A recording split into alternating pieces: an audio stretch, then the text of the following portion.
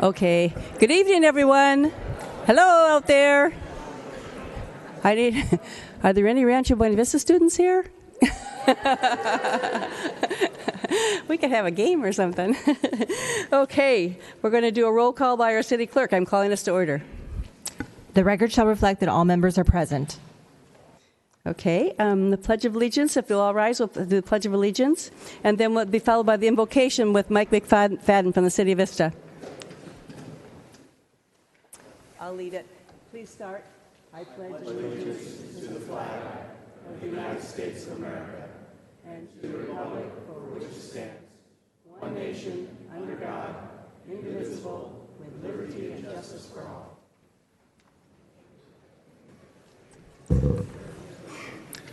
Please let us bow.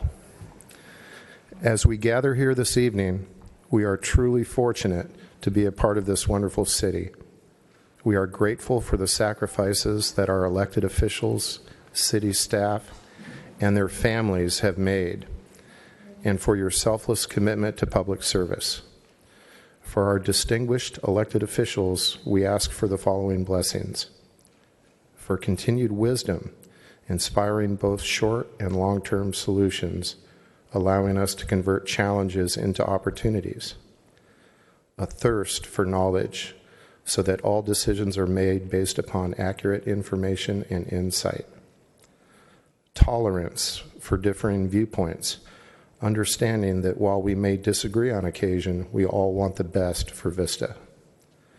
Courage to make those tough decisions necessary in order to steer our community towards a greater prosperity.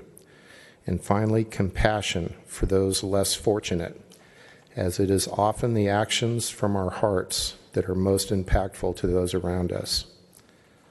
Please guide us tonight in our deliberations, and let us always be mindful of those we serve. Let us be worthy of the great responsibility that this honor bestows. We ask that you continue to protect and bless all who live, work, and play in this amazing community we call Vista. Amen. Thank you.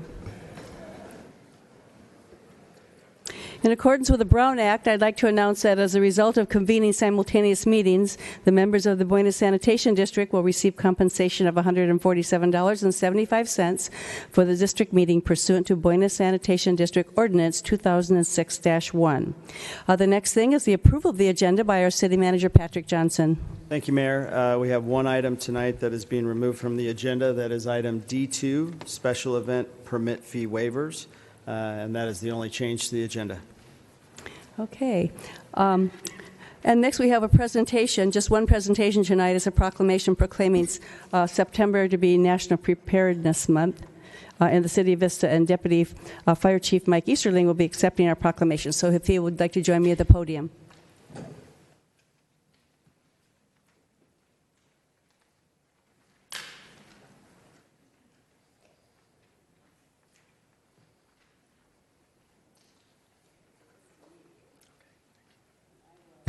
I will read the proclamation here. So, it's whereas the United States and the world continue to experience devastation from both natural and man-made disasters, and whereas Southern California is currently experiencing prolonged drought and extreme fire conditions that highlight the importance of disaster preparedness, both at the individual and the institutional levels. Whereas San Diego County residents have experienced the effects of various disasters, including devastating wildland fires, severe winter storms, and extreme summer heat, resulting in loss of life and damages costing hundreds of millions of dollars. Whereas the May of 2014 San Diego County wildfires were the largest wildfires in the region since the devastating fires of 2007. And whereas a loss of life and damage to property can be greatly reduced if appropriate emergency preparedness measures are taken before, during, and after a major emergency. So whereas the citizens of Vista are encouraged to register online with Alert San Diego in order to receive notifications or emergency information related to evacuations and local disasters. So therefore, the mayor and members of the Vista City Council do hereby proclaim the month of September 2016 as National Preparedness Month. So be it further proclaimed that the mayor and members of the Vista City Council urge all persons to learn what to do during and after major emergencies to mitigate injuries, loss of life, and property damage. So with that, I'm going to turn it over to Mike, and he's going to, I think he has a few remarks to make. Thank you, Mayor. I just wanted to quickly comment on the proclamation. Appreciate that. There are two main points I want to make. First off is if you have a mobile phone, SD Emergency is an app that is very well done through the county, and you can get emergency push notifications with many things throughout the county, whether it's heat-related, tsunami warnings, fires, and throughout. The other thing that you mentioned within the proclamation is Alert San Diego. Most people remember that as Reverse 911. That kind of went away in 2009. Now we use Alert San Diego. And it's a mechanism with more and more people that do not have landlines and have cell phones today. It's a mechanism where you register your phone, and that way you put your address in, your cell phone number in, and your email address, and you can get notified if we need to evacuate citizens within our community. So it's vital, and one important point to that is that in 2014, when we had the fires in Carlsbad and the fires in San Marcos, there were 160,000 residents in the county of San Diego that were registered on Alert San Diego. In a 2-week period following that fire, we had 100,000 in the county sign up for that. So the point is that we don't want emergencies to come up to where people finally realize, oh, I probably need to sign up with it. They just had 10,000 more sign up with the border fires and the fires that we've had within the community. We're still expecting fires to hit here in the county. We've had lots of fires up and down the state. And so we just want to be prepared and and definitely drive home the point to register on Alert San Diego. So thank you all. Thank you so much. The next thing on our agenda is our consent calendar. The recommendations on the following consent calendar will be enacted in one motion unless an item is removed from the calendar, and any member of the public can remove an item by submitting a request to speak card to the clerk secretary. Items removed from the consent calendar will be considered immediately following the adoption of the calendar, and our consent calendar is items C1 through C9. So do I have any? I don't have any removed by the public, and any items removed here? If not, I would entertain a motion for approval of the consent calendar. So moved. I'll second. Okay, they have a motion and a second. Please cast your votes.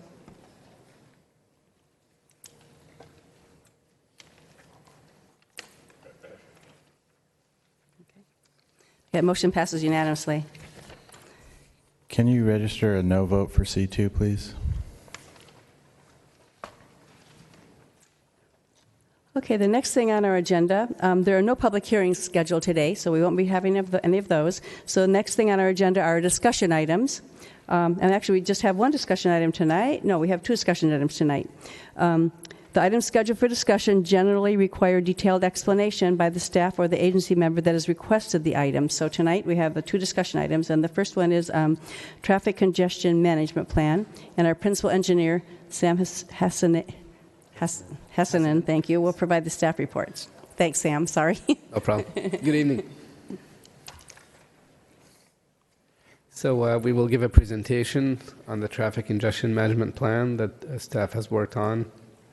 An outline of the presentation is we'll give a little bit of background, then we'll kind of describe the transportation network demands in the city of Vista. Then we'll go on to give some typical street improvement costs, kind of in preparation for talking about specific projects, recommended and completed projects that are proposed to address the traffic congestion issues. Then we'll kind of summarize the list of the projects in a prioritized fashion. We'll talk about funding, availability, and funding recommendations of how to fund the projects listed. So the background is the City Council identified citywide goals for fiscal year 2016 through 2018 at a workshop held in March 2016. And the second citywide goal identified was to improve the flow of traffic, reduce congestion, and continue to improve our roads. And then on June 28th, 2016, the City Council adopted the following action items to support the traffic relief goal. Is to hold a City Council workshop to discuss traffic-related issues and receive specific direction from City Council and staff recommendations. Continue to budget, expend at least 70% of annual transit fund and approximately $2 million for the pavement management program to overlays and slowly seal city streets. Revise CIP as needed to budget for new priorities. Oh. Sorry, I should have moved the slide. Okay. Then, followed by develop a traffic congestion management plan for City Council consideration. And the components of the traffic congestion management plan may include optimized traffic flow by updating traffic signal coordination plans continually for various traffic peaks during a typical weekday, upgrade existing traffic signal communication equipment in North Vista to allow more flexibility in signal timing schemes and more efficient central management of traffic signal implementation, identify and implement road restriping projects that result in additional travel lanes to reduce congestion, and to widen roadways to create space for additional travel lanes, resulting in increased intersection and road capacity. So this was just kind of the background of how staff is here with the traffic congestion management action plan. So sort of a description, this kind of the map is of a large area. It's hard to see, but kind of a description of the roadway network in the region and kind of why the city streets do experience a lot of traffic volumes. The kind of the backbone is the 78, 15 for the North County. It's pretty much the only two major roadway or transportation facilities. So if you look at kind of the northeast part of the map there, and the southwest portion, sort of like west end of 78 and the I-5, there's not a real connection in the form of freeways. So a lot of the traffic kind of finds Vista along the way, sort of a natural connection between those 2 points in the morning, generally going south, southwest. So you'll see like East Vista Way, North Melrose, South Melrose, North Santa Fe, Sycamore, as sort of serving as these arteries connecting that northeast to the southwest, and then in the evening it's kind of going back.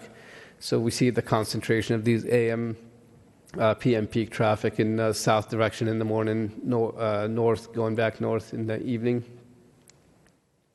And kind of looking at a closer picture on the arterials in the city, you see like East Vista Way, Vista Village, Civic Center. You see kind of it's a natural connection to the 78, and then North Melrose down to South Melrose that goes into connects to San Marcos or Palomar Airport Road, I should say, and into Carlsbad and the I-5 area. Okay, I have a question from one of the council members. Councilmember Aguilera. I just don't want to forget this. Do we have an idea of the number of cars, or at least the percentage of vehicles that come through Vista that are driving through, say, East Vista Way to the 78 or through different parts of our town? So we do not know at this point exact numbers. Just kind of looking at the regional connections, we expect it's significant. And one of the projects we're recommending, actually, that we'll talk about in the presentation, is to put in some equipment that would allow us to do some of these studies and come up maybe with origin, destination, and kind of figure out roughly at least what the percentages might be. Yeah, because it seems like most of the traffic in the morning is coming from out of town and just cutting through, as you stated. Right. How long would it take to get that information?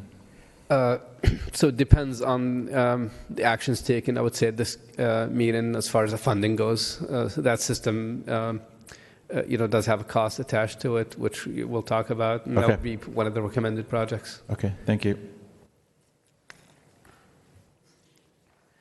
So typical costs of roadway projects, this is kind of, very rough, just based on type of projects.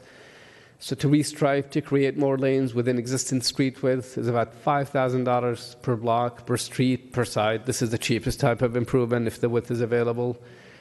Intersection widening, this would be just at the intersection, like say to add a right turn lane or a left turn lane with some widening, that's about $200,000.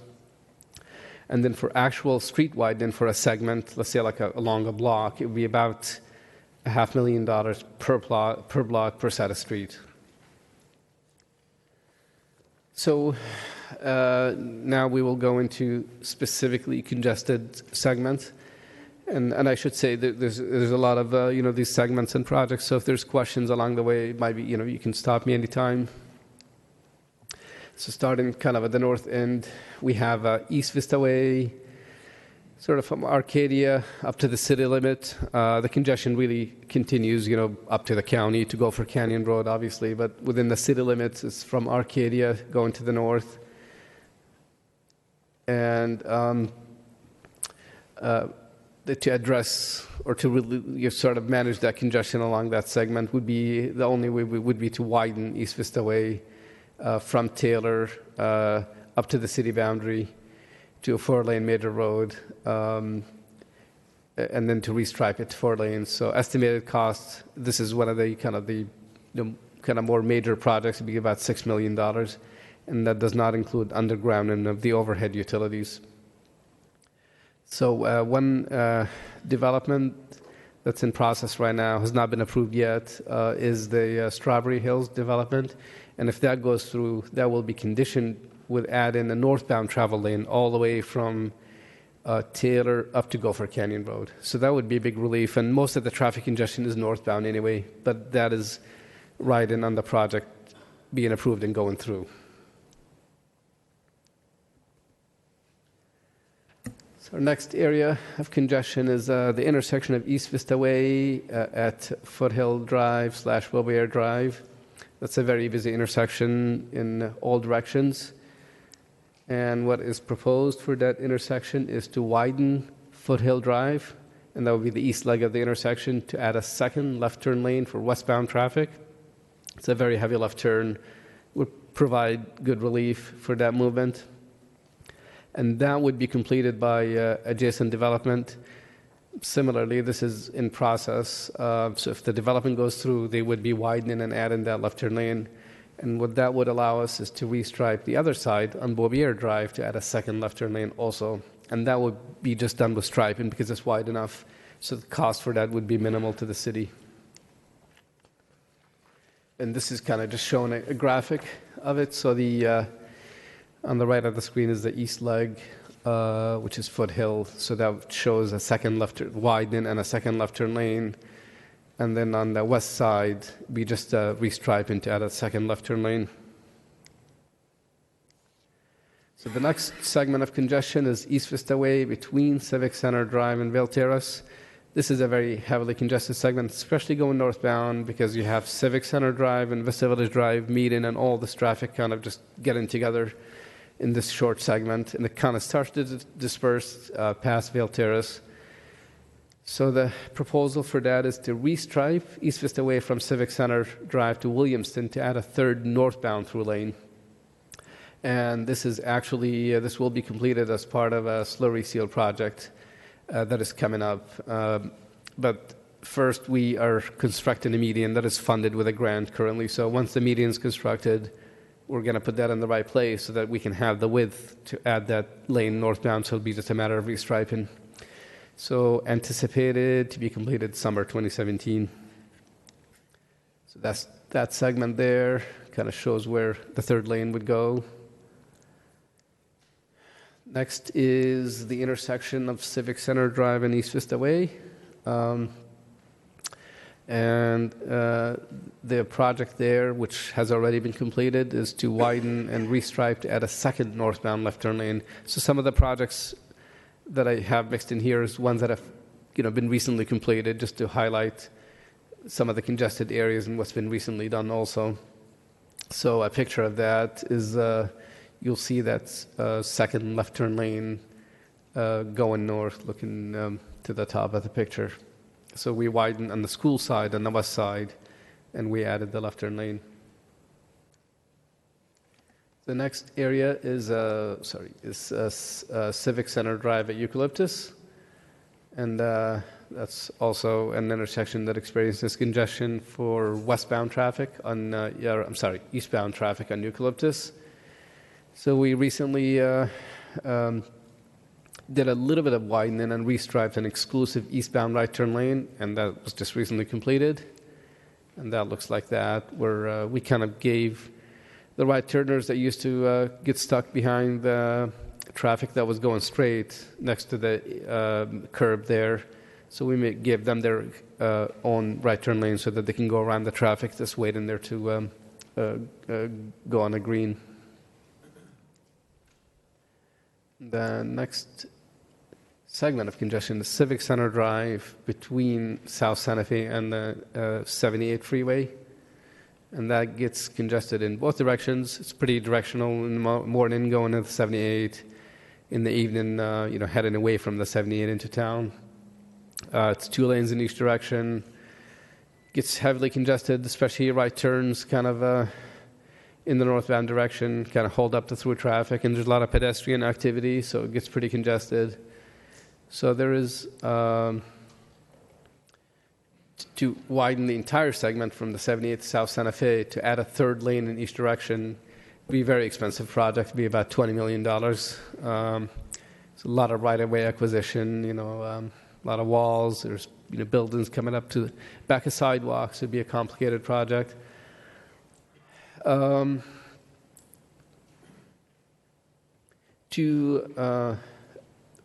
should say that there is an active project to widen just between the tracks and Phillips Street, and that's a project that is in design right now. So that's a very short segment along that entire stretch, and the estimated cost for that project is $700,000.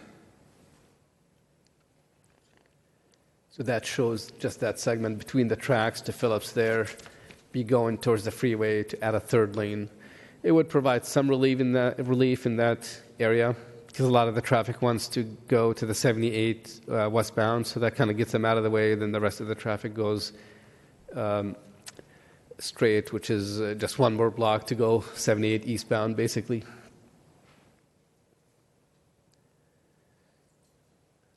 So that shows the.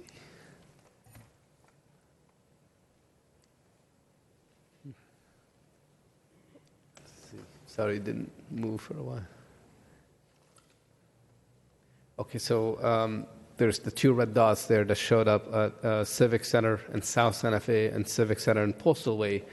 And those 2 intersections specifically experience congestion that actually kind of compounds the congestion on the segment itself because of the right turns that I mentioned earlier. So you have the northbound right turns that kind of sit in the through lane, waiting to make the right turn, especially if there's a pedestrian crossing, and they just kind of, all the traffic that's going straight gets stuck behind them. So to address that,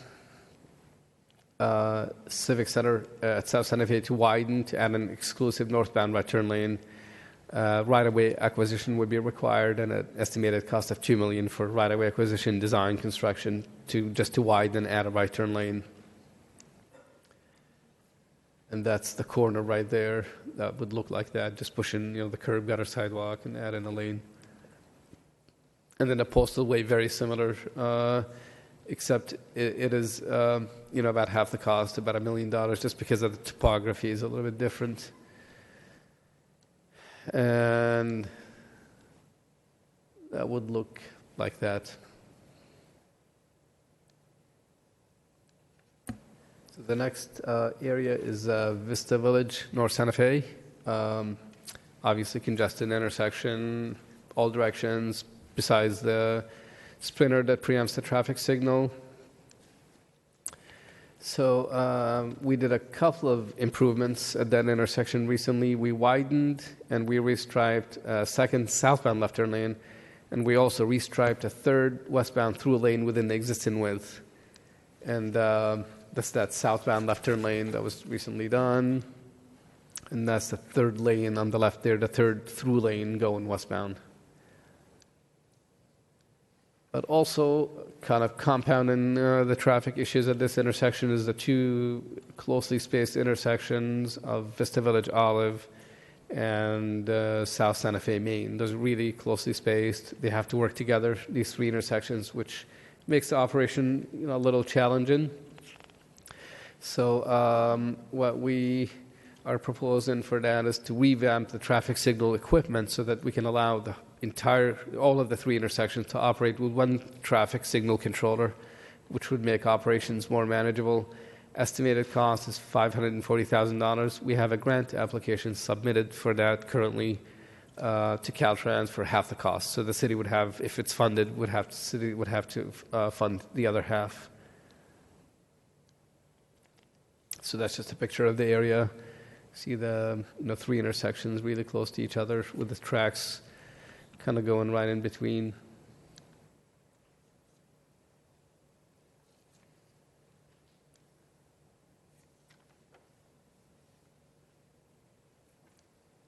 So the next segment is North Melrose Drive, entire stretch basically, congested, also directional. In the morning, southbound, evening is northbound. And I think a lot of the traffic, is regional, that just kind of cuts through to get to the freeway or even further south. So the proposal for that is to restripe, to add a third southbound through lane from. Actually, I should say that there's a current project that's partial, at least, is that is currently in design, is to restripe to add a third southbound through lane from Ascot to West Vista Way. And to do that is there's a little bit of widening on the east side, actually north of West Vista Way. And that would also make room for a third northbound through lane. It kind of works together. The east side and west side, there's a median that will come out, signal equipment replaced. So it will allow for a short northbound through lane and then a southbound through lane all the way from Ascot down to West Vista Way. And that's a very heavy, segment of it. And actually that is in construction, that design. That was awarded the construction contract for that at an estimated cost of $200,000 and anticipated completion in October 2016. So that's that stretch. You see Ascot on the north there, and then West Vista Way on the south. And then there's that short segment on the east side of the through lane, which is designed to kind of relieve the congestion of going northbound at the intersection of West Vista Way and Melrose. So the proposed project also to kind of address the entire segment of North Melrose is to restripe to add a third lane in each direction for the entire length from Beaubier to West Vista Way. And that is doable within the existing street width. It would be restriping. However, it will require removing the parking. Estimated cost for that is $100,000.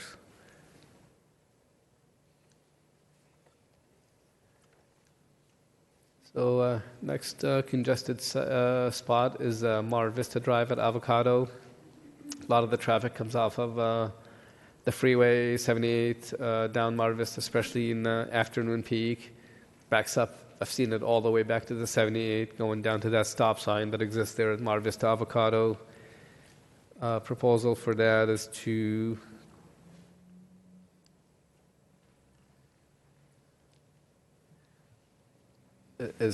put in a roundabout to replace the existing all-way stop.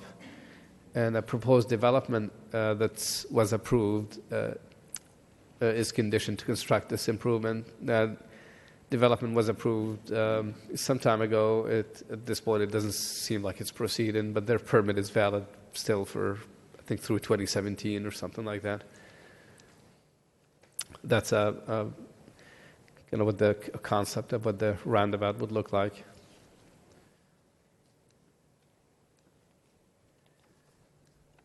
So the next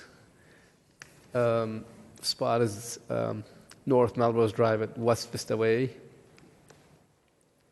And I already mentioned this project because it goes hand in hand with the restriping southbound from Ascot to West Vista Way. This is the short northbound through lane that will be north of the intersection. So basically, there's 3 lanes south of the intersection right now, one of which goes right.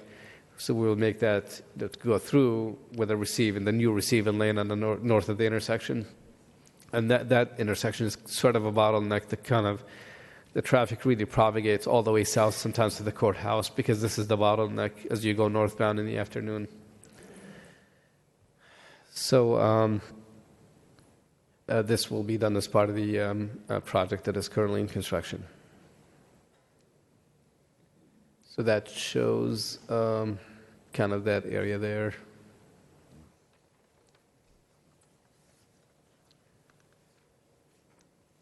So the next spot is South Melrose Drive at Sycamore Avenue. Another very busy intersection, a lot of traffic, a lot of left turns off of Sycamore in the morning. They come off the freeway, they make a left turn onto Melrose and continue down to Palomar Airport Road or make a right on Faraday, as well as the southbound traffic on South Melrose Drive, and in the evening it's the other way around. So to help with the capacity for the left turns, we restriped and added a third westbound left turn lane. And there was some signal modifications were required. So that's a completed project. And that looks like that, so that it is our only triple left in the city. So it has worked out pretty well, actually, in the morning with cars using the third left turn lane as soon as it was put in. So that shows cars in that left turn lane. So next is Emerald Drive. I should say just the whole stretch of Emerald Drive there between Hacienda and sort of up to West Drive is a really congested segment. You have 5 closely spaced intersections. You start at West Drive, West Vista Way, freeway ramp, another freeway ramp, then Hacienda Drive. It's very constrained. The signal timing is very challenging just because all the signals have to work together in a very, very short distance. A lot of traffic uses the street to get to the freeway. So one of the projects that is proposed to provide a little bit of relief is to widen, to add a third southbound through lane. That would be between between West Drive and West Vista Way. So that's basically to provide relief at the intersection of Emerald and West Vista Way. Southbound is very, very heavy. So a third lane would improve the capacity of the signal. There is overhead power poles that exist, but SDG&E will have to relocate them for the city. So the city will not have to bear that cost. Estimated cost for the widening as well as right-of-way acquisition, which is needed, would be about $500,000. So the Starbucks development that went in there about a year ago or so contributed $160,000 towards this improvement. So this money is currently available for this project. So that's that shows the widening there. So there's West Drive in the north, West Vista Way in the south. So going southbound, there would be a third through lane.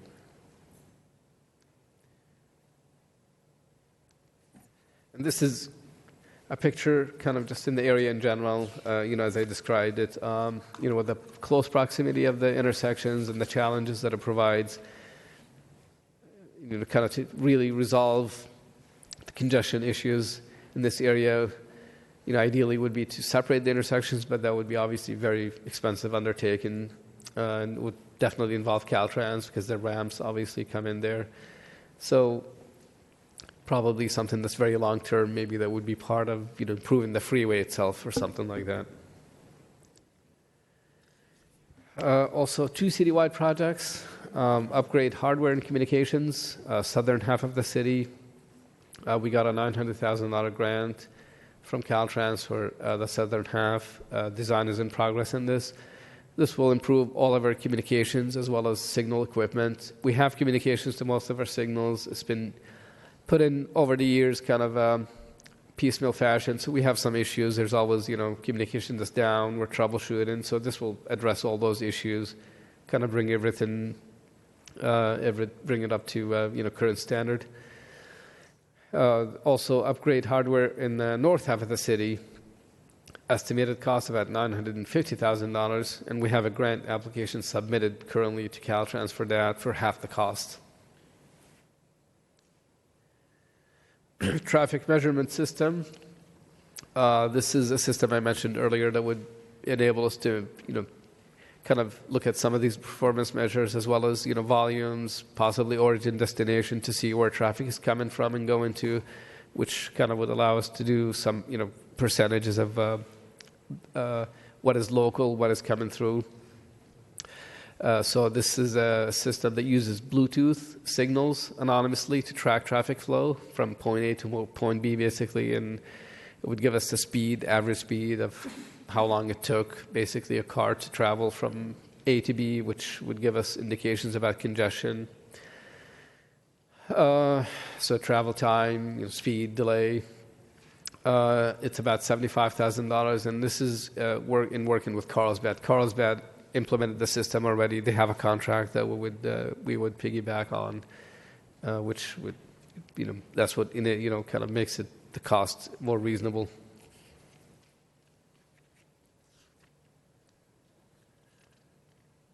Traffic signal timing, that's an ongoing task that is carried out by staff on a continuous basis. Signal timing coordination, obviously, is we do that on all of our arterials, and what that is just pre-designed timing plans to optimize traffic flow during peak times. We normally have 3 timing plans for the morning, midday, and the PM peaks. And basically what that does is it relates the end of the green intervals at the various traffic signals to each other so that the traffic can progress. It requires the clocks at each traffic signal to match, and that's where the communications becomes really important, so that our central server in the office is always broadcasting the clock basically to the controller so that it's kept accurate.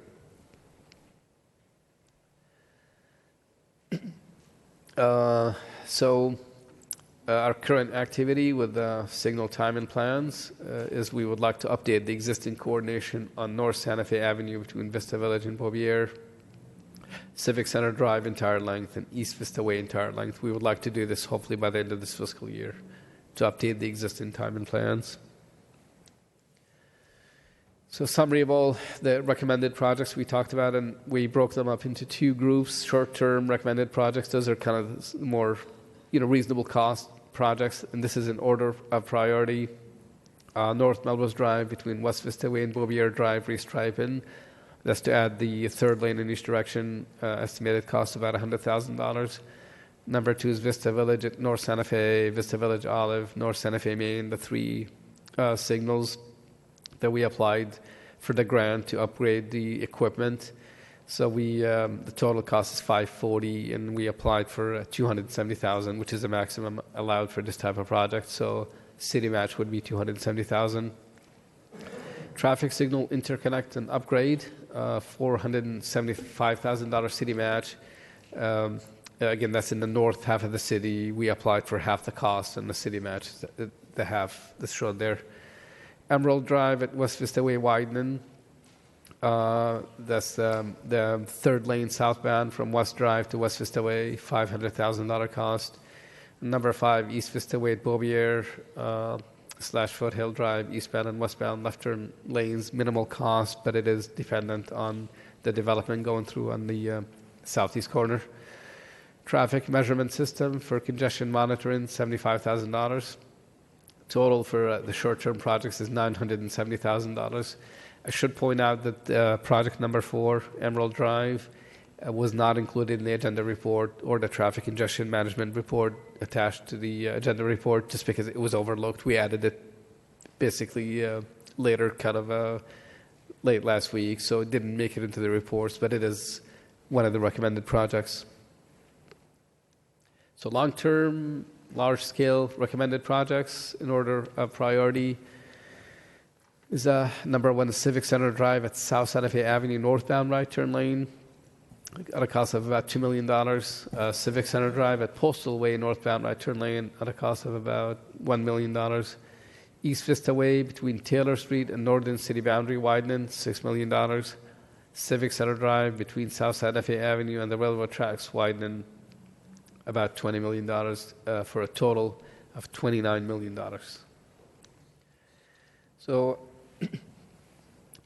this is kind of to give a picture of the funding that's available for transportation projects. So in fiscal year 2016-17, current fiscal year, street and traffic CIP allocations, pavement management program, $25,000, street construction overlay, $750,000, Paseo Santa Fe streetscape phase 2, about $1.1 million, and then street maintenance and slurry, $600,000, pedestrian mobility sidewalks, $50,000, for a total of $2.54 million. So that's how the CIP funding was allocated to street and traffic projects in this current fiscal year. And most of that money, vast majority, $2.4 million, came from Transnet. Maybe, Mr. Hassenen, can you explain what the pavement management program is? I think that's just to update the priority of the street. Yeah, so each year we go through the pavement management study, and we go through updating a quarter of the city each year to update pavement condition indexes to determine our priorities for the following slurry seal and overlay projects. So that's just the study. So traffic impact fees, one of the significant sources of funding for traffic and street projects. This is a 5-year picture of the traffic impact fee revenue. You can see there's a lot of variation, obviously, because it depends on development. So it's kind of an unpredictable source. Sometimes could be really high, sometimes could be really low. Like in fiscal year 11-12, it was very little. But then 13-14, it was 1.8 million. So just kind of shows what, how that goes through the variations over time. So current fund balances, what do we have available right now that could be allocated for street and traffic projects? We have $49,000 in traffic impact fees, RTCIP, $388,000, gas tax, $48,000. So we have a total of $485,000 currently available. So staff recommendation is to amend the fiscal year 2016-17 CIP budget to add a new project entitled Traffic Congestion Management Plan. And what that does is just kind of creates a project that we can take the list of recommended projects that we presented, and we can start to fund them as we go through each fiscal year, and to appropriate the current available balance of the traffic impact fees, which was the $485,000, into this new project, as well as to appropriate $150,000 in transit funds annually to the new project. That's the end of my presentation. Okay, Councilmember Aguilera. Thank you, Madam Mayor. So I'm a little confused on the difference between the North Melrose Drive restriping and widening and the other. The one's $200,000, one's $100,000. Can you explain to me what the difference is? So maybe I'll go to the picture.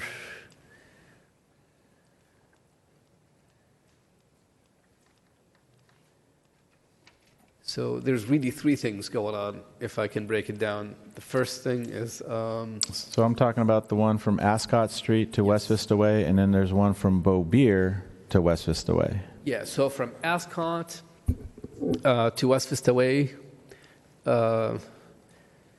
is just that segment. Right. And I'm not sure if I skipped that.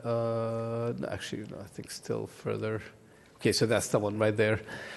So that's actually would be just purely restriping, removing the parking, which we came to council with some time ago. Within the last year or so, we had an action approving removing the parking on that side of the street, just the west side of North Melrose between Ascot and West Vista Way.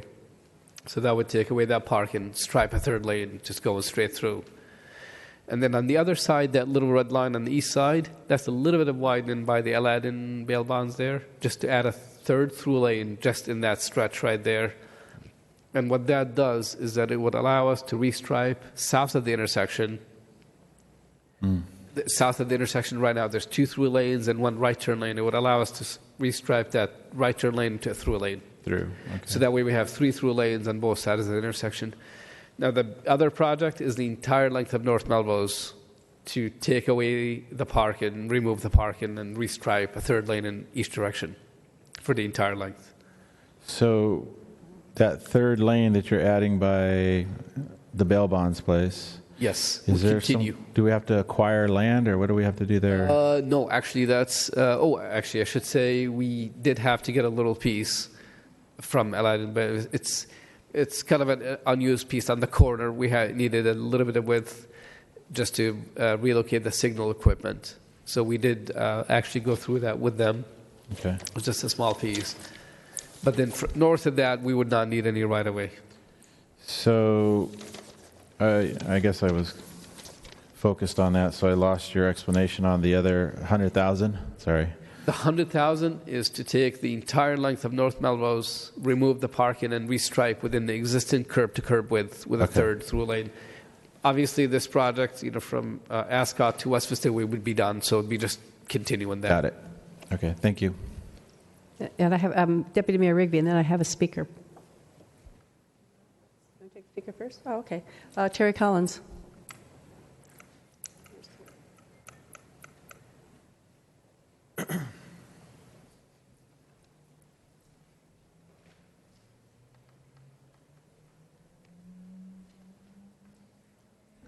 Hi, Terry Collins, 1504 Green Oak Road, Vista. Vista Community Advocate. I had several people write to me in the last week regarding the traffic management plan, and they're just concerned about the roundabout at Avocado in Mar Vista. They were concerned whether large vehicles, trucks towing trailers, RVs will be able to make that roundabout. A lot of people didn't think it was a very good idea. Also, the other concern is the property, the new possible development at Main Street in South Santa Fe that we heard about at the Planning Commission meeting last week.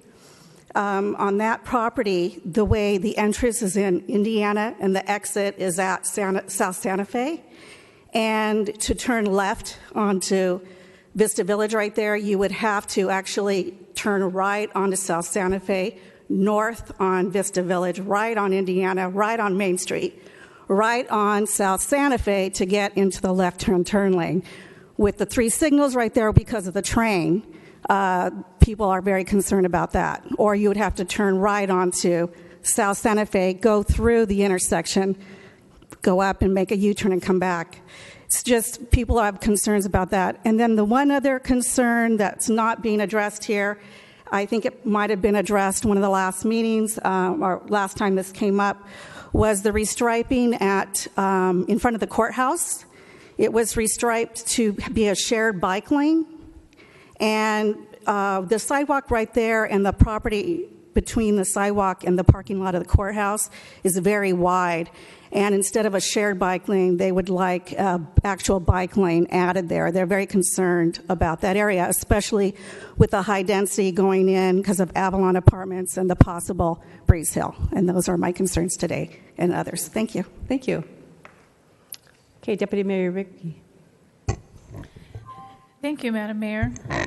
First, I want to say thank you. This is a very comprehensive report, and you took to heart what we've been saying and what the community has been saying on some of these intersections and some of this congestion.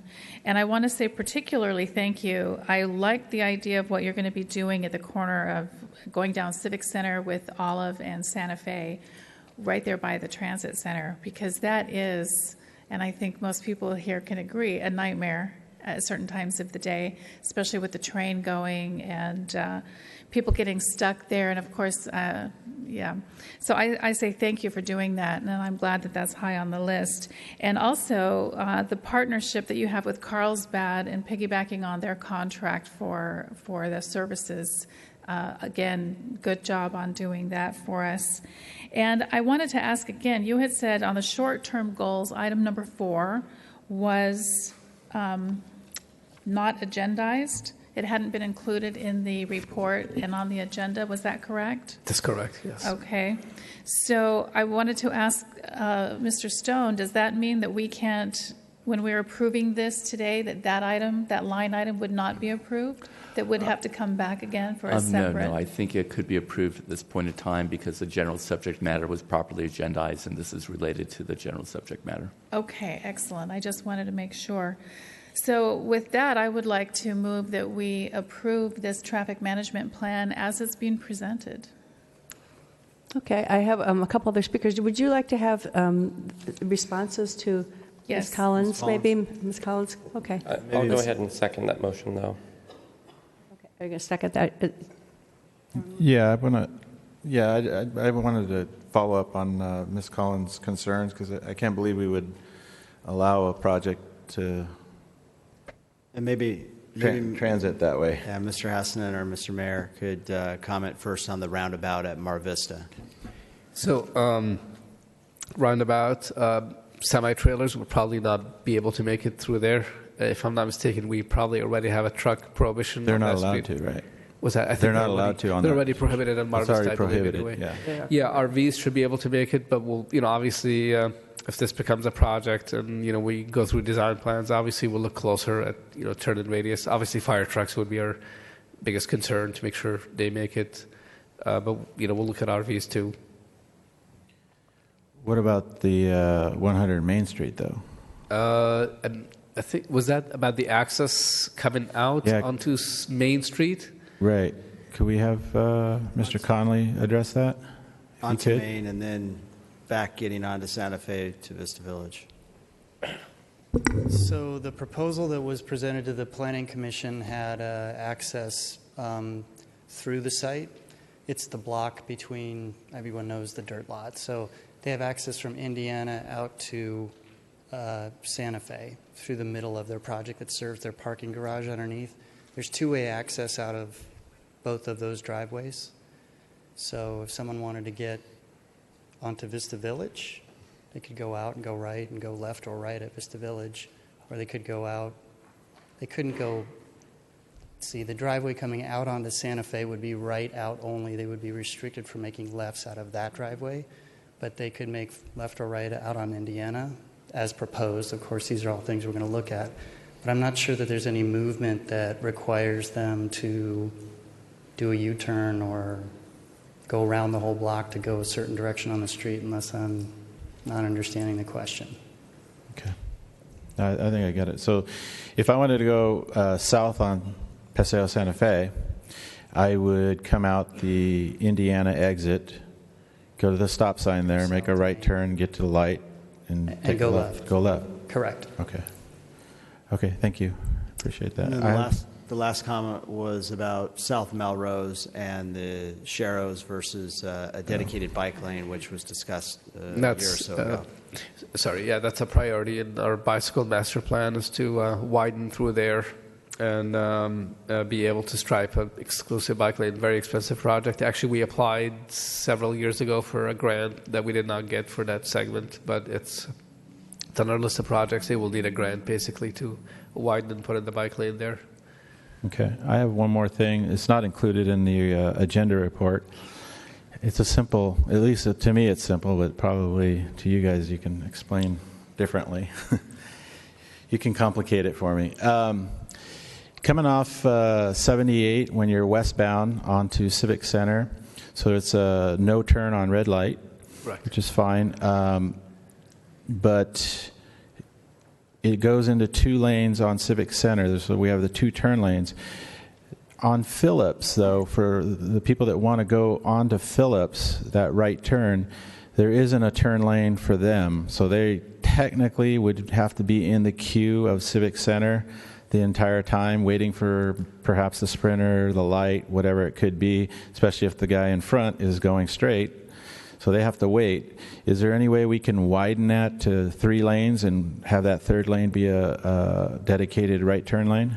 So within the existing width, we have about 20 feet. So if we were to restripe it to have the existing through lane and then split it, to have a right turn lane, it would make it pretty tight, 2 10-foot lanes next to each other.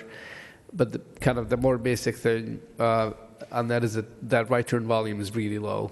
The highest in the day is in the PM peak is about, the count that we have is about 60 an hour. So it's about 1 right turn a minute. It's really low volume, and it would only be impacted when the Sprinter preempts, which is just a couple of times an hour.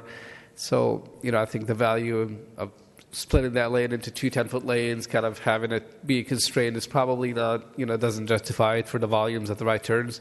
And other times of the day, it's even lower. It gets, 60 is the highest in the day. So it's really low right turn in volume that, perhaps doesn't justify the restriping. It just seems that 5:30, it does get very congested there. Any help we could give those people would be, I think, appreciated. So maybe something we can look at in the future. Thank you. Councilmember Campbell. I just wanted to thank the staff for the great work on this project, and I think getting the numbers for the number of cars that are going to another destination, coming into the city, going outside of the city, will be very good. Will that give us the ability to apply for grant money potentially in the future based on that data for the vehicles that are having a destination outside of the city? There's not a specific grant program that I'm aware of, but maybe that will bring it, bring the issues, congestion issues, maybe more to a regional level, possibly the Sandag level. Okay. That kind of, they look more at the regional, transportation system. Thank you. Okay, I don't see any other comments. I'd like to thank you also. This is a good report. I wish we had more money so we could do it all at once, but unfortunately that isn't the way it is. So, but thank you so much. And I have, so I guess, Councilmember Franklin, one last person here. I'll just be very brief and say I want to thank you too. And this is, I think we identified this as the top issue for residents, and so I'm really happy that we're addressing it. And I hope that we continue to bring this back on a regular basis and look for these kind of improvements. Thank you. So then I guess I will call for the vote.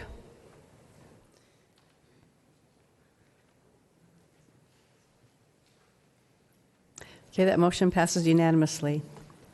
So that leads us to our last discussion item, which is our law enforcement update. Captain Chuck Sinema will provide the report. Welcome.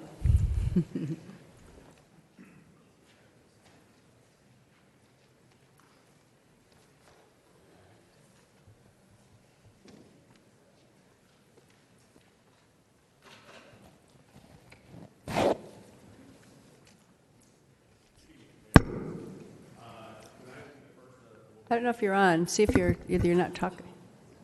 There we go. There you go. Good morning. Tonight will be the first of what will be a recurring theme as far as updating the council on what's going on with law enforcement in the city of Vista. We'll start tonight with a brief overview just of what goes on as far as staffing at the Vista Sheriff Station, how units are broken down, what the divisions look like, and then a little bit about how we compare to some of the neighboring jurisdictions. So the station's set up currently with the captain as the chief of police essentially, and 2 lieutenants where we split the station in half. So the patrol lieutenant is in charge of most of the uniform division as far as patrol, the folks that handle the 911 calls that come in, and traffic, and the deputies that work for them accordingly. The other half of the operation is the administrative lieutenant and the support divisions, which includes detectives and cops, the gang enforcement team, those folks. Currently, we have about 100 sworn staff members that work for us. Behind that, we have another 11 professional staff members that do the day-to-day office work for us. Compare that to other jurisdictions. Oceanside PD has 211 sworn officers. Escondido PD has 170 sworn officers, and Carlsbad has 114.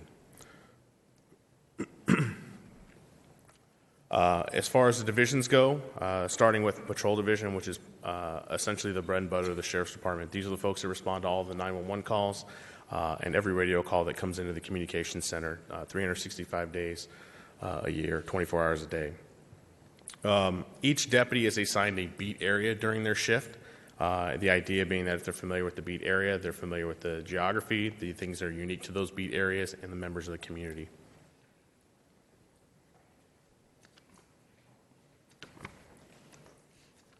The traffic division, probably the least popular division of all, but the traffic division is currently made up of 7 traffic cars and 3 motors. Their job is to do mainly traffic safety enforcement and collision investigation. The way traffic enforcement strategies are enforced, this is a typical question that comes up from the community. How do we decide where we're going to do enforcement? Currently, we use hotspot or data-driven enforcement. So we look at where collisions occur, what types of collisions and the primary collision factors that are driving those collisions, and then we try to gear our enforcement towards those primary collision factors. The same would occur for DUI-related crashes and arrests. The idea being that if we're out there just randomly going out to write citations, it's not really doing anything as far as traffic safety is concerned.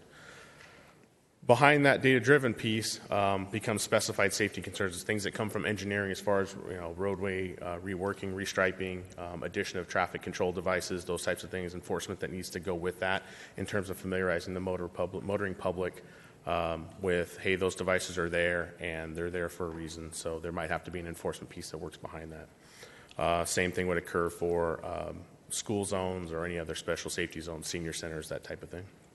And then last but certainly not least is public complaints that come in. Public complaints are often listed in a revolving list of enforcement. So the traffic division has a list. Hey, these are the problem areas identified by the public. They make their way through that. That list is recurring, so it's not just typically a one-time visit. It's typically more than one, but that list, as you can imagine, is probably pretty big on a regular basis. In addition to our traffic division, we also have monthly or every couple of months, depending on how things go, the motor strike team events that come through the city, where you'll see a large number of motors typically gathered from all of the contract cities, and they make their way around the county on a scheduled basis to come out and do extra enforcement within the city. So it gives us a little bit of flexibility in terms of trying to get additional units out there to work, especially during the day when we're having issues with school zones or some of the more traffic-prone problems that we're having. The next division is the detective or investigative division. These folks do all of the back-end follow-up for all the preliminary cases that are taken by the patrol deputies.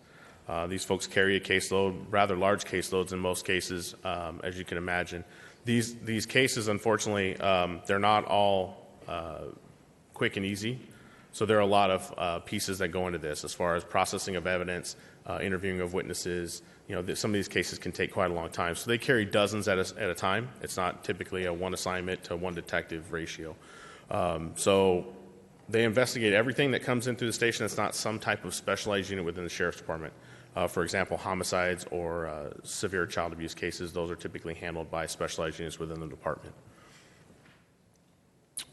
The Community-Oriented Policing Division, or Community-Oriented Policing and Problem Solving, this is kind of the 911 group as far as dealing with quality of life issues. These folks typically deal with a lot of the things that are geared towards the council goals in terms of dealing with transients and homelessness, panhandling. This is that group that typically does that. The same would go for marijuana dispensaries, dealing with habitual offenders as far as alcohol or drug-related offenses, that type of thing. They're also our liaison to ABC and the issues that come with alcohol beverage control within the city.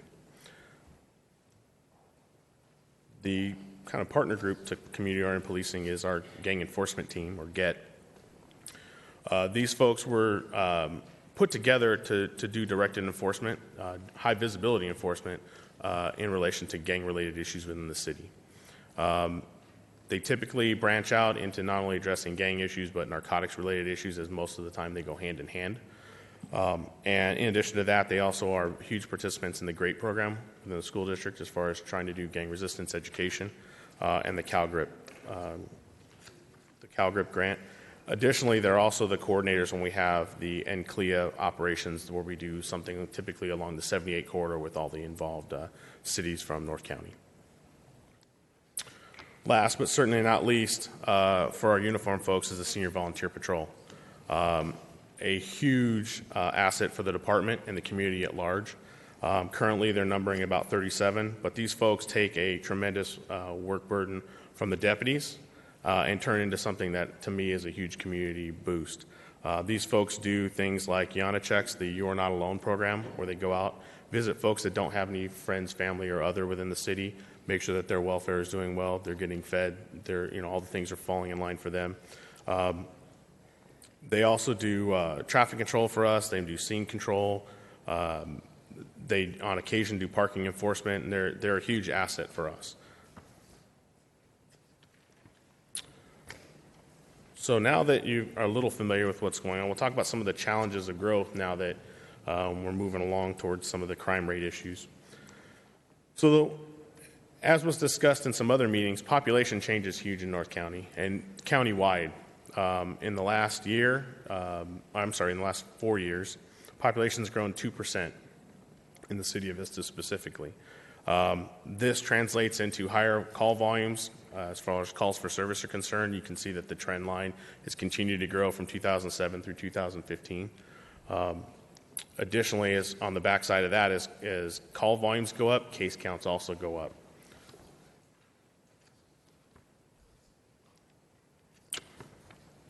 So we'll talk about the crime rate and what this looks like. So the crime rate is an annualized crime rate that's the same standards applied across the board for everyone. So this FBI crime index rate is per 1,000 people per population by jurisdiction. So in the city of Vista for the last year, crime based on this index rate has gone down 8%.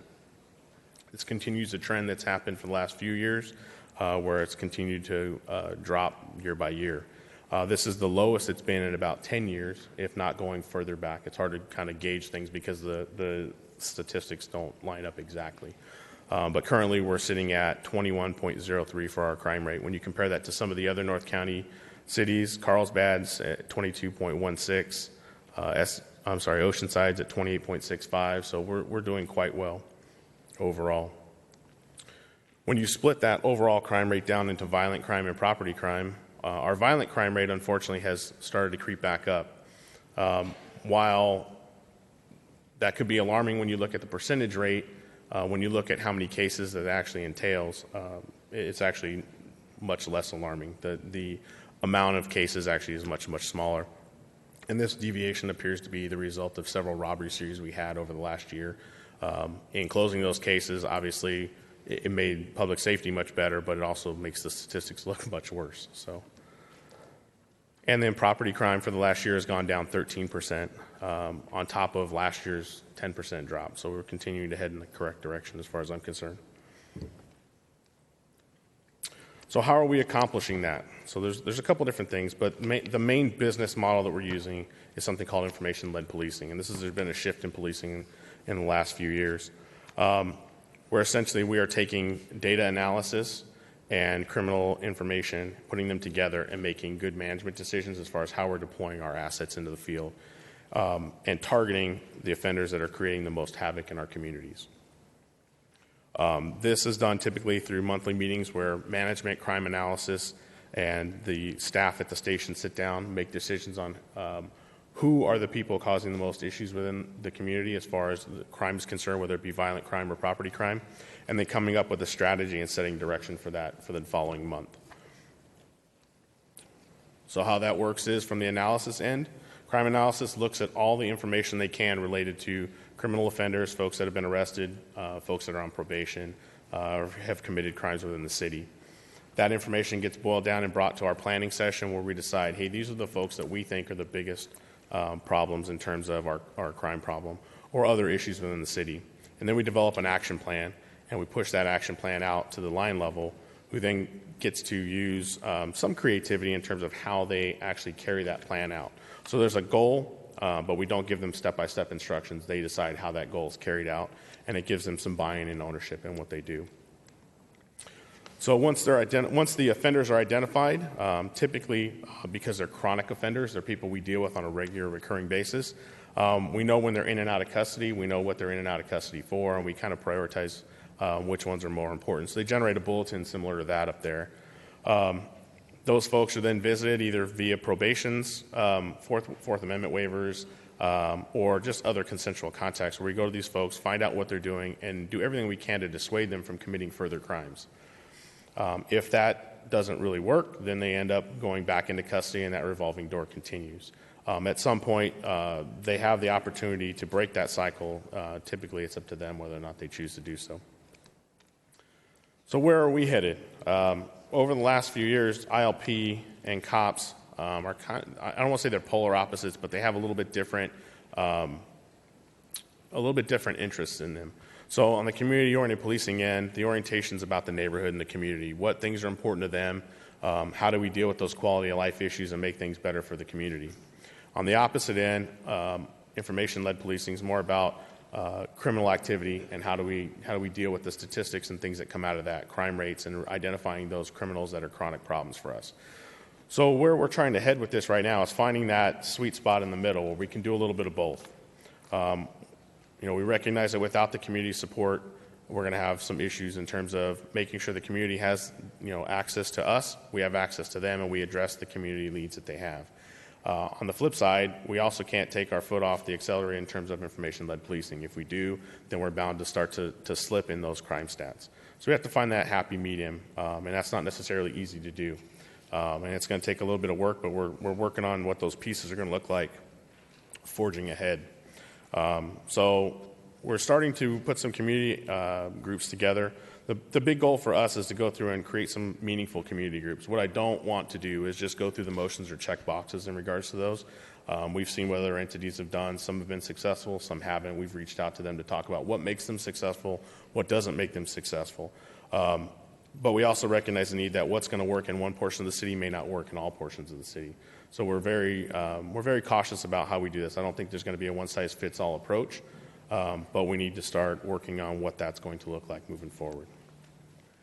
So with that, are there any questions from council? Do you have any questions? Deputy Mayor Rigby. Thank you, Madam Mayor. And I want to say thank you for bringing this report to us. I appreciate it very much. I know that I and probably a couple of my colleagues had asked for an in-depth report on what is going on in Vista. I have a question for you. You had said that you were looking at doing different community groups. Elaborate on the community groups and what it is you're looking to do. Well, we're trying to make sure that we target the folks that are, one, interested in actually redeveloping the community and having a relationship with law enforcement and sharing that information back and forth. What we don't want to do is turn it into an adversarial relationship or a relationship where it sounds great at the onset, and then that group wanes pretty quickly, and we're down to just a few people that are left behind that have their own individual agendas. Again, we're looking at community influence and how do we make things better for the entire community versus one or two select individuals. That's not necessarily easy to do. There have been other entities that have tried things like Coffee with the Community. We've seen that work successfully in some jurisdictions and not in others. So it's a matter sometimes of testing and finding out how does that work in the community. Sometimes it's a matter of what failed in that community and how do we tweak that and bring that into ours and make it more successful going down in the future. So I know I have asked many times over the last 4 years for our sheriff's deputies and for our captains to do community meetings, coffee with the community, etc. And I do see that the sheriff's department does these frequently on a regular basis in almost all of the other jurisdictions that the sheriff's contracts with. So I have always wondered why do we not do it here, and why have we not started to find out which one works better? But I'm still trying to figure out, when you say community groups, how are you going to pick your community group? I want you to define a community group for me is what I'm looking for. Well, we know that the city is broken down into separate areas. So I can easily identify Shadow Ridge and find things that are unique to Shadow Ridge. The same would be for Townside or Foothill. Those groups, it's an interesting endeavor in terms of trying to find out, hey, who are those community leaders? Sometimes that comes from interactions just at the line level with deputies going out in the community and talking to folks and finding out, hey, who are the folks that you team up with? Sometimes it's as easy as reaching out to schools and other businesses. So it's a matter of trying to go out in the community and find that. The problem for us typically is trying to find the time to do that in between everything else that we're doing. I think as you saw with the numbers, when you compare us to even the other adjoining jurisdictions, we're pretty small in regards to what we have to work with. So it's trying to find that balance of, hey, we can't stop doing information-led policing. We can't stop doing those things, but how do we go back and identify those community members you're talking about? So there are some interesting entities like Community Development Associates that we were at this morning. That's one step in that direction. At least from that group, I can start to decide, hey, these folks say these people are the next group I should talk to. And so it starts to become word of mouth and who I can go to in terms of, hey, who is that next person in the organization? Who happens to be that connection person in town site? The same occurs not only in those meetings, but even when we go to things like the Crime and Public Safety Commission. Those folks have an idea sometimes of, hey, these are the folks you should probably talk to in my community. We've also made, if I can jump in real quick, roads with the GREAT program and working with parents and trying to see how we can further involve them after the program, as well as what the captain mentioned was the Public Safety Commission. And I appreciate that. And I've actually been to the GREAT program and the graduation a few times, and that is a great program, pardon the pun. So I appreciate that you're trying to identify different ways to do this, but I also think a community coffee is something that I would like to try, I would like to see done, not just targeting specific individuals or specific businesses or organizations or groups within the community. I think it's important that we have a community discussion, or at least have an opportunity for the community to come and meet and talk, because the community members at large might also have questions or concerns or kudos. I'm hoping for kudos. So thank you for that, and just know that I'm not going to let that go. I still think that that's something that's viable and valuable for our community to do that. The other question I had was, you had referenced the motorcycles that come from the different jurisdictions. You said about once a month on particularly impacted times of day, like in school zones, et cetera. Is that something that you all do in all the different jurisdictions? Yes, it is. Okay. Excellent. Thank you very much. I appreciate your being here. Councilmember Franklin. Thank you. I just want to say thank you, and thank you to all of the deputies that serve us here in Vista.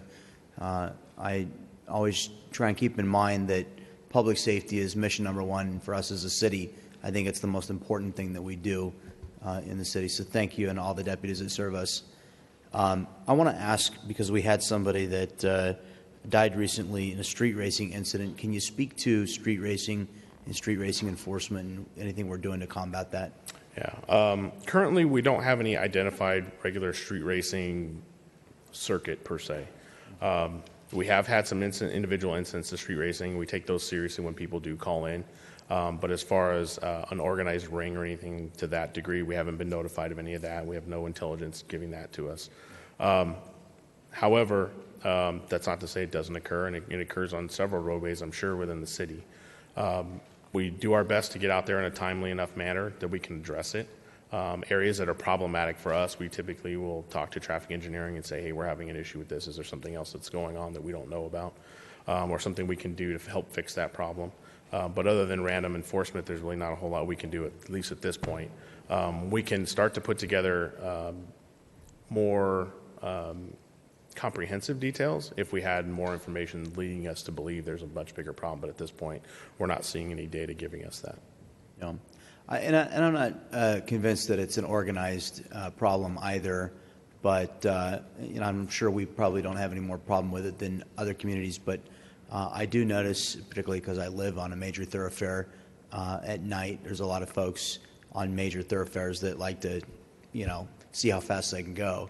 And you're right, nothing other we can do about that but random enforcement. But I want to move on. My last question to you is, you said we're pretty small compared with what we have to work with, and that's been something that has been an ongoing mantra for me. Is I feel that our complement of deputies has not grown at the same time that our population has increased, and to me that's a real priority to understand what the need is as we allocate resources. I personally feel we need to increase the number of deputies that serve us in Vista, and I'm hopeful that we could figure out how to add at least 2 more deputies, and that's 2 more to the total number, not 2 more at all times. I've been misquoted on that before. But my specific question to you is, how does our station compare to other contract cities and other police departments in terms of the number of officers per 1,000 residents? And if you don't have the specifics on that, I can understand and you need to follow up with it, but if you have an idea. Yeah, offhand, I don't have any data supporting it. I know for the most part we're in the ballpark with most contract cities, but typically contract cities, when you look at them and compare them to other jurisdictions on their own, we're going to typically be staffed less anyway. Captain, what did you say that Carlsbad, which is about 110,000 population, has what, 117 sworn? 114. 114 versus we're at 98,000, to put it in perspective, have 100 sworn officers. And our crime is lower.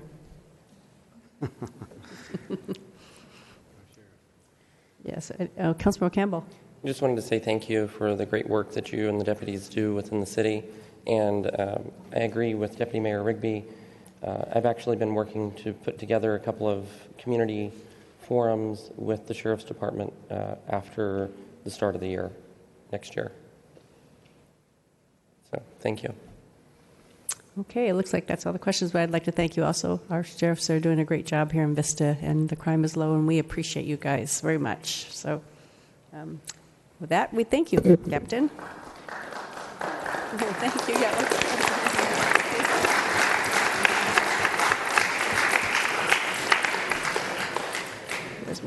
With that, we our next thing on our agenda are oral communications, and I actually have two speakers today.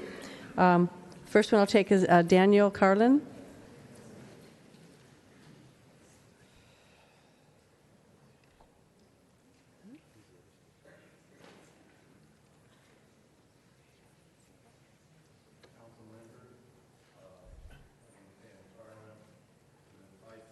Blackbird Drive. I'd like to express my concerns of this development and future development, and I know we're not going to stop it. But as we do develop, I'd like to see some parks and ball fields and green spaces and places for public to gather. We have been really remiss in building these. We lose ball fields. You know, you were part of. You remember where Darrell Ices and the condos down below. I don't know why we lost those. Most of our ball fields are on private property or a church lot. We lost some off of where North County Ford, there was a church there. We need these public spaces and places to make Vista what we should have. We've always been very, very short. I know at one time Gloria used to, count all our schoolyards as our public spaces, but you can't play baseball there. They lock them up. And we can be promised this stuff, and we're going to have development, but like that, the Main Street developer, I thought he was very respectful at that planning commission. He's coming in, he's working with the city, and that development, that 41 at by Fraser Farms. I mean, the guy basically said, "Hey, you're gonna let us do this, or we're gonna sue you. We're gonna stuff it down your throat." We need they're taking a part of our public bridge. They're going to use our public space there for their profit, and they're going to use some of our public parking. And very disrespectful. We got to have some smart growth, and we got to start building these parks now, because once we develop this out, they're not making any more land. This land was made a long time ago. We're not going to have any more of it. So we got to be very smart with this. And I'll be coming up and mentioning it all the time. You'll get used to me. But I'll try to be respectful. But I want to remind us of the people of Vista. We want to be proud of this place. I've lived here 63 years. Not my whole life yet. But, my family has been here 70. We've been really short on our parks, and I don't know why that is. Maybe because people like me never got involved. Now I'm involved, and I'll stay involved. I thank you. Thank you, sir.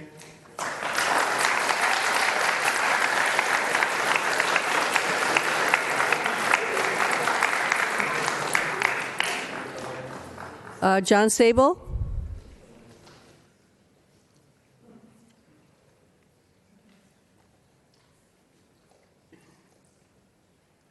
First time up here. Oh, the mic is on. That's good. Council, I'm happy to be here and address you. Over the weekend, we had a situation in my neighborhood, Moorlands Avenue. If you're familiar with that area, you know that it's basically a big bowl up there. Any noise that occurs up in that area radiates down into the city. It definitely radiates to the residents who live there. We had a family who is consistently having large parties, turns out right across the street from me. All of my neighbors came to my house and wanted to know why there was all this noise going on all weekend, last weekend. First beautiful night we could sleep with our windows open. Couldn't sleep with our windows open because this racket was going all until midnight. I had 3 patrol cars. I had 2 patrol cars out there Saturday, and 2 more came on Sunday because they started again at 10 a.m. Sunday.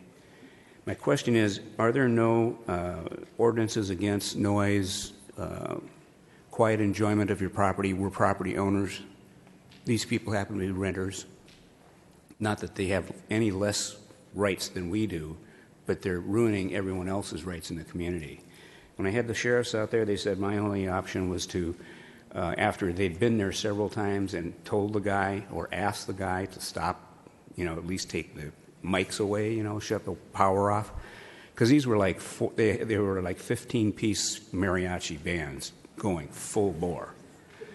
The audience thinks it's funny. It's not funny when you're living right next door to it. So the question I have is, are there any ordinances, the city, the code compliance people said, come and talk to you guys today. Someone involved with code compliance was supposed to get back to me today on it. I haven't heard anything from anyone. My neighbors I don't know what to do. Do we do petitions? Are there any ordinances? Does code compliance have any responsibility there? Are there any laws against disturbing the peace? I just want to put that out to the council before I... Thank you, sir.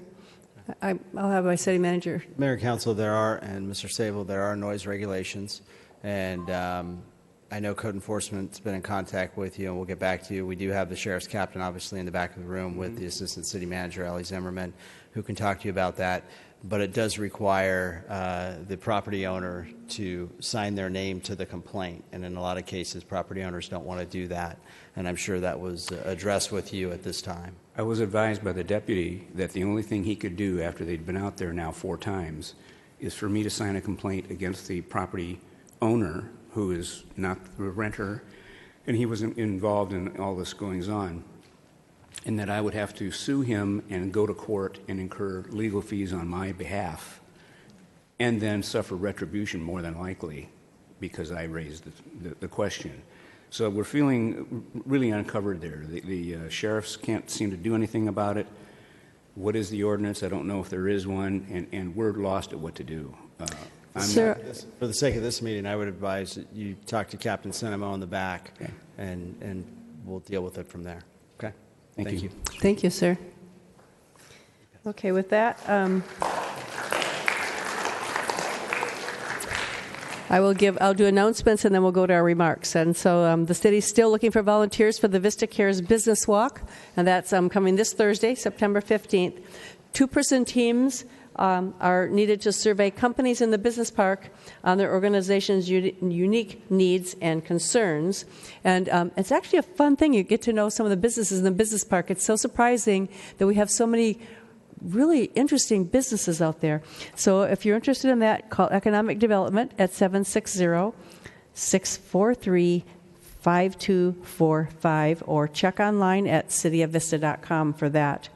The Moonlight's last summer production, The Addams Family, opens tomorrow, September 14th, and plays through October the 1st. And ticket information is online at moonlightstage.com. And in case anybody hadn't noticed, it's an election year, so residents can register to vote at any time. If you are qualified but not registered, you must register at least 15 days before the election, and the next election is on November 8th. So registration information is available at the San Diego County Registrar of Voters or online at sdvote.org. Registration forms can also be picked up at the Vista City Clerk's counter on the second floor during business hours. And last thing, the Humane Society's mobile vet clinic will be at Bringle Terrace Park on Saturday, September 25th. 24th from 10 to noon, and the mobile clinic offers affordable pet licensing, vaccinations, and microchip services. And so that is all of my announcements. So I'll start down at Deputy Mayor Rigby and see. Thank you. I want to say welcome and thank you to everyone here this evening, and good job. I take it school's back in session. So thank you for sitting through this meeting.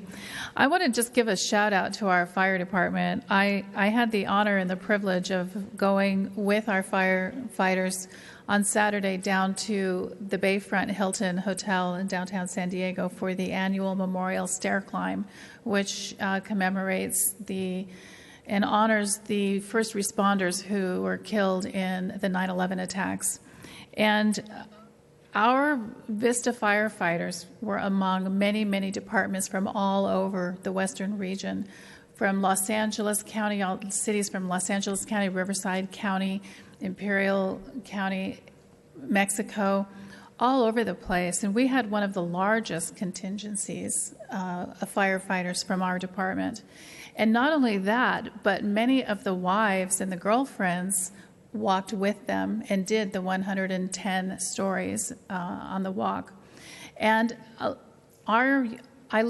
was there for the entire time, and I looked, and I only saw from our department they carried all the gear, not just the uniform or the axe with them, but the extra hoses and all of the things that the firefighters and the first responders in New York carried up, the equipment they knew that they would need that day.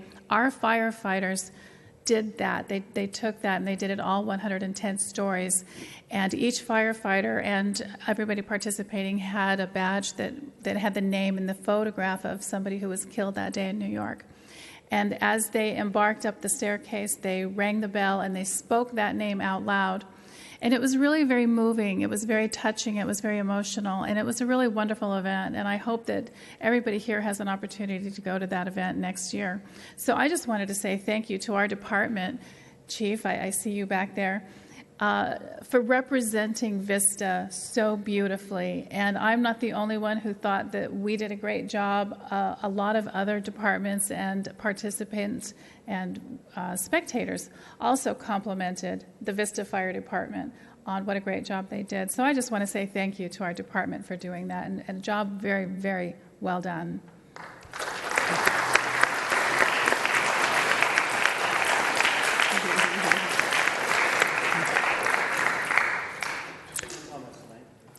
Councilor Campbell.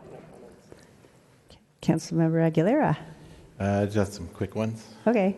So I got an opportunity to sit in for the mayor at Sandag, and there was a presentation that was given that I thought was very impressive about the San Diego region. And did you know that if San Diego, well, first of all, it was $219 billion is the value of our economy here in San Diego. If we were ranked as a state, just San Diego County would be ranked 26th as a state if we were an actual state, and 46 as a country in GDP. So San Diego is big, and a lot of business gets done here.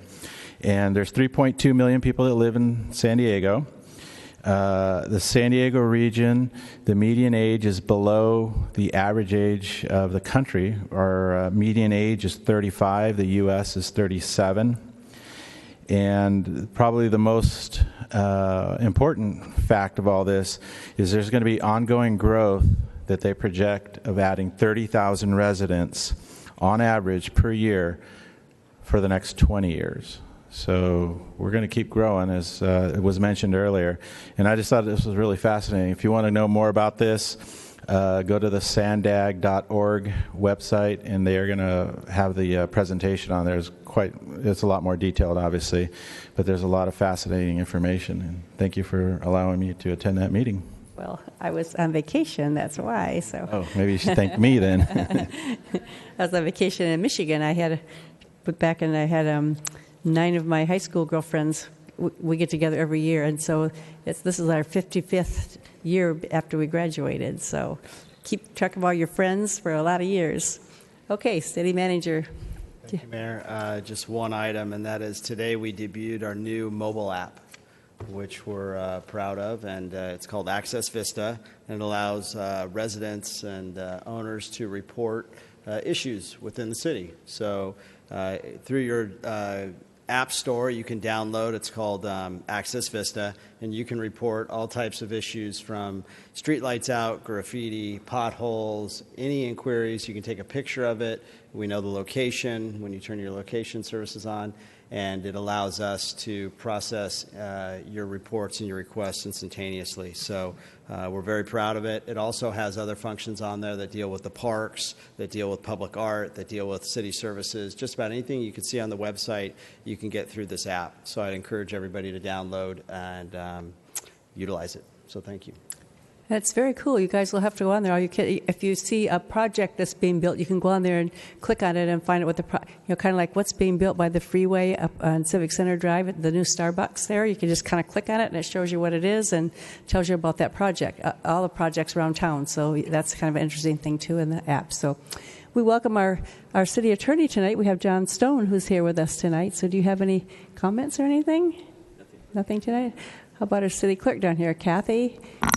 Yes, I'd like to suggest any youth who are interested in applying to be a youth commissioner, if you'd see me after, or check our website. We're accepting applications until the 27th. So we have both our youth commission openings and then 4 other commissions we appoint commissioners to. Thank you. Okay, with that, if nothing else, we are adjourned.